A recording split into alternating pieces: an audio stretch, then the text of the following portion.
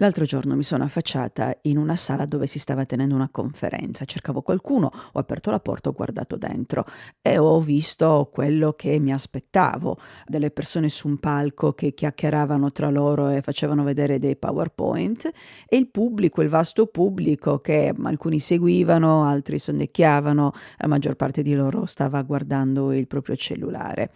Ora, quando una persona decide di andare a una conferenza è potenzialmente interessata all'argomento, altrimenti ci sono tantissime altre cose che potrebbe fare.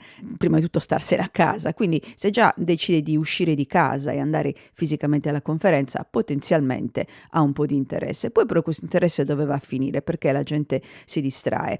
Secondo me non è tanto colpa degli oratori, anche se c'è gente che veramente farebbe addormentare chiunque, però è proprio il formato della conferenza che induce questo tipo di addormentamento della platea, perché poche persone sul palco, tante persone che devono seguire passivamente. E così mi è tornata in mente una un modello di conferenza, a cui non avevo pensato da tanto tempo e che però esiste da decenni ormai, e cioè la Unconference. Non so se qua in Italia sia molto diffusa, non ho nemmeno cercato, su internet, quindi ve la traduco così al volo, è la sconferenza.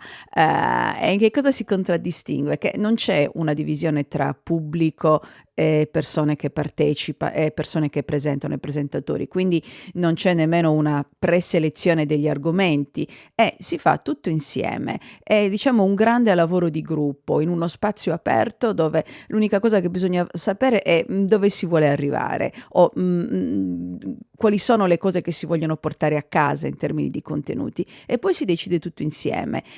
Si prediligono gli spazi aperti, si prediligono le sessioni di gruppo, ci sono poi c'è una casistica, diversi nomi, fishbowl, una persona in mezzo agli altri attorno, gli open bar, insomma c'è tutta una anche terminologia per aiutare a organizzare queste sconferenze. E la cosa fondamentale è che sono degli incontri informali, dove non c'è una persona sul pulpito che predica e gli altri passivamente che ascoltano, ma dove si contribuisce tutti insieme. Naturalmente alla base di questo c'è il fatto che bisogna avere il coraggio di abbandonare il potere, quindi bisogna avere fiducia nella propria comunità di riferimento e veramente credere che si possa arrivare a fare qualcosa insieme, perché nelle sconferenze non è tanto importante il punto d'arrivo, la destinazione, quanto piuttosto il percorso che si fa insieme.